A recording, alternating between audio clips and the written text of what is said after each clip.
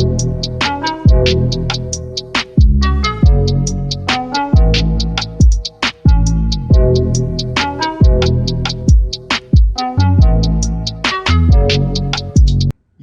it's me, Doncho, and welcome back to the Hideout. And as you guys know, we are going to be talking about chapters 122 and 123 of Jujutsu Kaisen, or otherwise known as parts 39 and part 40 of the Shibuya incident. We're 40 chapters into Shibuya. This is getting like, wow, we've been in this arc all year, pretty much so far. And so, it's getting pretty crazy. Jujutsu Kaisen is getting wilder and wilder every chapter, and these two chapters are pretty much dubbed Nobara supremacy. We are getting Nobara greatness this arc, and I know a lot of if you've seen any of my previous videos talking in the past, when Nobara was around, I was honing in on how we see this.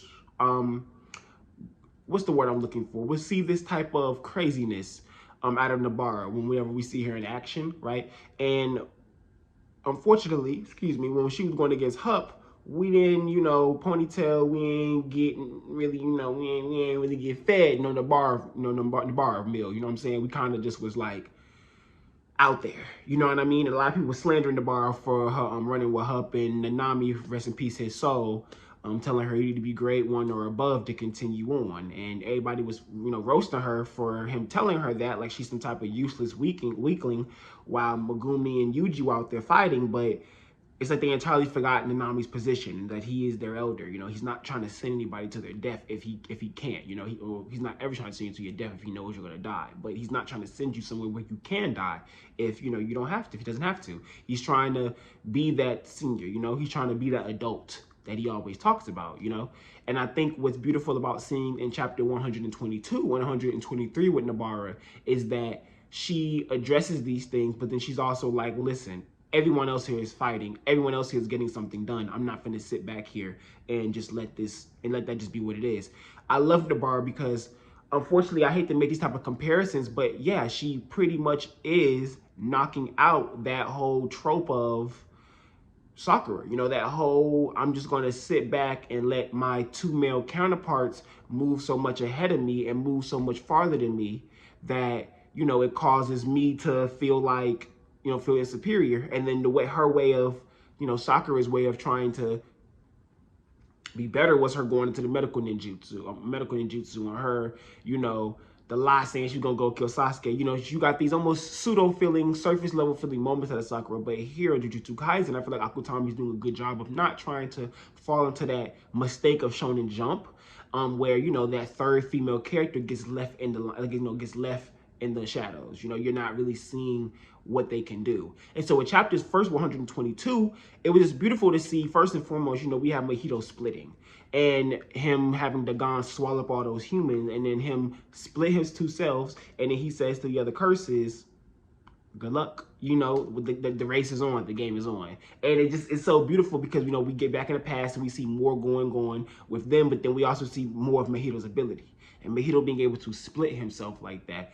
And so in that instance, we have the split Mahito going off and going to find Nobara. And then, we're not find Nobara, but he happens to find Nobara. And then we have the regular Mahito, real Mahito, main Mahito, I would say, the MM main Mahito going after Yuji, right? And them two having, those two groups having their separate altercations.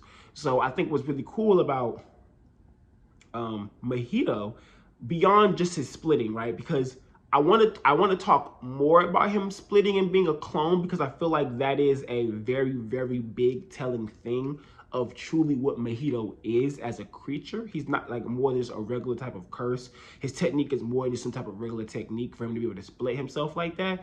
But at the same time, I feel like the mindset that I have with this with that information, I feel like I'm doing a lot more assuming, and a lot more assumptions are being made than me actually having concrete evidence of what Mahito is or what can be. I know he is a curse created by humans, right? But I just need to know, what is it about this whole soul and body connection that allows him to do that, right? So I think that is the things with Akutami that I'm waiting to get more of, that we're not going to get instantly, because that's not how Akutami writes. But I have no problem with that. It's just amazing to see Akutami is still throwing us these things at characters that we've seen for a while, you know, that we've really seen since chapters 11, 12, 13. Characters that we've seen that we think we already know are evolving in front of us. And especially characters like Mahito, who has already been established that he's a child. You know, he's a child curse. He's a baby. You know, he's learning. So it's something that I like the continuity that Akutami is keeping in Jujutsu Kaisen. It's something that really has me, it puts a smile on my face, because I feel like it's impressive, because a lot of times in Jump, you miss that continuity. You know, you miss that people, like, if something happens in A and that thing that happened in A affects B, and it goes to B and goes to C. I feel like a lot of times in Jump, you can miss those type of factors, right? So I'm impressed with that. But the thing about 122 that really captured me was Nobara and her shit talk. And Nobara just looking at Mahito like, oh, you're the curse, the patch face that's been messing with our class clown. And then Mahito's all like, oh, I'm famous? And she's like, yeah, for running away like an insect, bitch. Like just talking shit. And I just love it, because that's who she is. She's not going to sit back and just let this curse be willy-nilly and be happy. She like, yeah, like a bitch. You famous for being a bitch. You know, like just calling him out. And Mahito feels that, like, oh, this is a feisty one. And it made me think about the Sukuna line, where in the beginning, where I think it was chapter 8, either chapter 7 or 8. 7, I want to say chapter 7, when they first run into that high grade, and Megumi runs to go find Nobara when she got snatched by those other curses, and Yuji's going 1v1 with that high grade before Sukuna comes out. And Sukuna's talking to him when he says, Sukuna, don't you want to help? Like, da-da-da. And when he says no, but then when he's all like, if I was to take over, get control of this body right now, I'm going to kill that Fushiguro kid. And then I'm going to kill that Nobara chick, because she got some spunk. She feisty. I like that. You know what I'm saying? And I think it's kind of cool to me that Sukuna even said that about her, because he's like, I like her type of personality. She at you. She on your neck. Like she this. She doing a whole lot of this, but then she also gonna do a whole lot of this. And I think that's what I love about Nobara's character, that I think I wanted from Sakura, you know? And I think that's something that I'm glad that we're getting now, is that we're actually getting a main lead female in Jump who is powerful, not a side character who they bring in for an arc to show off and then disappear for a good portion of the series. No, Nobara is our main cast, you know? And she instantly breaks down that, okay, this is the patch face. He has that soul body fuck up technique, so I can't let his hands touch me. So instinctively, she's already starting to use her environment to lay hands and do damage to Mahito. I mean, that to me, I was impressive about that, is that I'm seeing that Nobara instantly is tactile. She instantly said to herself, when she started getting to this fight with Mahito, she said to herself, okay, this is that patch face. He has this ability. I need to focus into the core essence of curse energy. Remember what I felt back then. And she thinks about her Black Flash moment. I love that. Even when Yuji was having that scrap with Choso and was getting the shit beat out of him, you didn't see him focus and go, I need to tap into a Black Flash and rock this nigga. Because I think if he really would have tapped in and hit a Black Flash, even if Choso would have tried to block it, that's an L. That's not going to work well for Choso to block that. He was taking damage off of regular hits from Yuji, and he was blocking them. So a Black Flash is going to do Choso dirty, and it didn't pop off.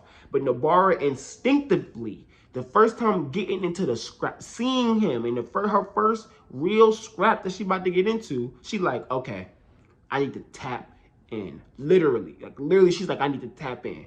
And that's the shit that gets me riled up in a battle shonen, because I'm seeing that my characters know they have stakes in front of their face and that they're thinking. And yes, the fact that she's a woman character in our MC gets me hyped, because Shonen Jump doesn't get this representation, you know? And so when we continue on to 123, and of course at the end of 122, Mahito talks his shit like, I'm gonna kill her and bring her back to Yuji. Yeah, sure, buddy. And that's how I felt. If you follow me on Twitter at General Maharaga, or you can follow the YouTube Twitter at Don_Hideout, I be talking about basically everything I talk about here. But in the end of chapter 122, I was tweeting about how I felt like Nobara was going to give this man the shock of his life. Like he was about to be shocked about how Nobara was about to be able to do him. And lo and behold, in chapters 123, as I kept saying might happen, she's going to hit him with resonance. She knows he has an ability that has something to do with souls. She's going to figure out that resonance is something that she should use. And of course, when we're reading 123, as we're going through it and Mahito and her is having this scrap, Mahito thinks that he has the advantage on her in the beginning, literally. He's literally like, she's not that good, not that impressive. I'm a clone, so I can't use my transfiguration abilities, and she keeps dodging my hand, so she must know about that. The Nanami must have told her about it. Now, he ain't call him Nanami, he's at the 7-3 7-3 sorcerer, you know, same name as ability or whatever. But he's all like, oh, she's dodging it, but it don't even matter because I'm the clone, so I can't even try to figure her stuff. But she's not Yuji, so I can just stretch my arms out and do whatever. That risk factor isn't there. That is the beauty in that I kept saying that he was going to underestimate her and that he was going to get the shock of his motherfucking life. And lo and behold, this girl was playing with you the whole time. Then she finally finishes doing her little recon, running up on him, doing her little mini scraps, jumping near him a little bit, and she realizes, I jumped right near him and he ain't try to grab me. Why? Before she even gets deeper into that, right? She's scrapping him, she gets on top, she drops those needles down. He's looking like, what the hell was that, bitch? You a weakling. She's like, drops another one of the pins, makes the pins bounce up in a direction. Then she shoots her cursed energy in them to hit this man in his legs to basically fold this nigga down a bit. And she jumps on top of this man, actually hopping on him. Now before she was avoiding even being that close to him. But now she's on top of him. And she goes, when I heard about your ability, I figured this might work on you. And instantly uses resonance. And that is the type of content that every Shonen Jump mangaka should just hone in on. Horikoshi does it extremely well. Gege Akutami's doing it very well. It's this level of characters understanding what they're doing. I feel like it's a powerful thing when a writer can genuinely show that characters in a battle shonen in the midst of fighting are genuinely understanding their surroundings without it feeling very, what's the word I'm looking for? Without it feeling very false almost. Where Nobara doing this doesn't make her come off omnipotent, right? It's not like you're sitting there like, whoa, how does she figure that out? No, if you're using your brain and you're in her shoes and you're using your IQ for real, like you're really trying to think in the midst of battle and you're really processing, this is Hunter x Hunter all over again, and you're really processing what's going on, you're gonna think this man has a soul ability that fucks up my soul. And if he touched me with his hands, right? And I've been dodging him.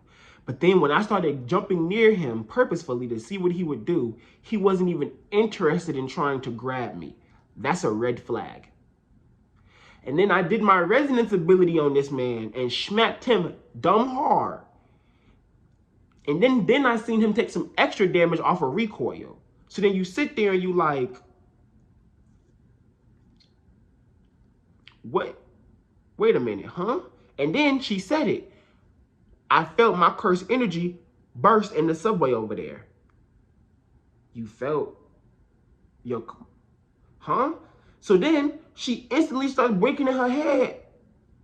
You not the real one. To me, that just is, for her to, in her head, go, oh, he must be a fake because he can mess with souls. Maybe he made a fake version of himself because he can mess with bodies, right? Maybe he made a fake version of himself. And it's hilarious because as an audience member, I didn't see anyone bring up Mahito being able to split himself. I didn't see anyone bring that up. I've never seen anyone bring up him being able to split himself. So I just find it very cool that the characters in one of the characters in the show, in the midst of fighting him, goes, I know you have an ability that has something to do with souls and bodies. And for some reason, you're not even trying to use it against me right now. And your cursed energy really ain't that powerful. You a clone. And it's like, I don't know. It kind of gave me chills because she's just seeing through him. She's like, you can't even use that. You can't even use that body transfigure shit, can you? And then Mahito just has to say correct. He's like correct. He's looking at her like, okay, this bitch is, and he's shocked. He's like, whoa. So Yuji Itadori is not the only one who's my mortal enemy. Akutami, these parallels between Nobara and Yuji you're creating is so fun. I'm really appreciating this. First, the dual Black Flash. They have the conversation about killing people, and Nobara makes it seem like she probably done caught a body before. And then now this, where both of them are mortal enemies to Shiggy. I said Shiggy. Mahito. Both of them are, you know, mortal enemies to Mahito. Both of them naturally can counter him and what he can do against them. Naturally. I find that, like, she's her literal hard counter. Literally. Like, if he was I think it's worse for him trying to extend his body at her. Because all she gotta do is figure some way to chop a piece off and keep that on her and resonate your ass. He can send some of his little things at her, and if she hits those things with resonance, it's gonna affect him.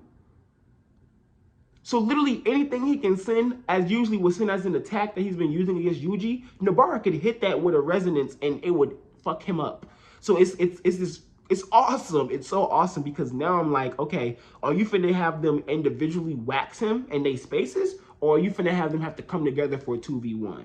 And I would love a 2v1 because I think it would lead to him getting his ass beat, Mahito getting his ass beat some serious. And then him he's gonna run away again, what he's known for. Nobara's gonna be pissed, like, you fucking running away ass bitch. You know what I'm saying?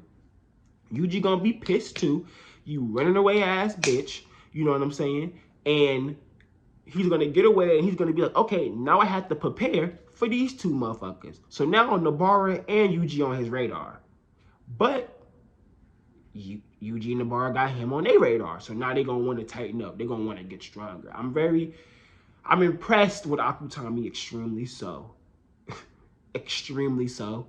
It is definitely Nobara's supremacy these past 2 weeks, and I think it's going to continue until, you know, this fight ends. I think we're about to get Nobara shining, and because I think we've had the Yuji shine, we had the Megumi shine. I think it's time for Nobara shine in this arc, and then we good. Shibuya's going to wrap up, and we on the way to Yuji's trial. We are on the way to the execution, guys. After this, that's how I'm feeling, but. I'm just excited, you guys. I am excited for what Akutami is doing. I'm excited for where Jujutsu Kaisen is going. I'm ready for chapters 124. The anime is this week, you guys. Hopefully when this video comes out, it's before it comes out, so everybody's all hype and we're getting ready for episode 1. And all the people who did not watch it in the premiere, they're going to see it on Crunchyroll. All my IRLs and casuals that don't know nothing much about anime, who I've been telling they need to watch this and get into it, they're excited. So it's starting to become that season for us, you guys. It is officially transitioning into Jujutsu Kaisen season. It is our time, ladies and gentlemen. So, once again, it is me, Doncho, your favorite below average Jujutsu Kaisen YouTuber. Please follow me at Don, D-A-N, _hideout. Also follow me at General Maharaga. Yes, just like the Shikigami, at General Maharaga. That is where I just be doing me, cracking jokes, roasting people. People be getting mad at me, I roast them again. You know, that's where I do my thing. That's where I really be my most interactive at. I only use the Don_hideout for, you know, when I want to announce some things to you guys. So you guys can follow that on and turn those notifications on for things like that. But my regular Twitter, you know, you could just chop it up with me, be funny, things of that nature.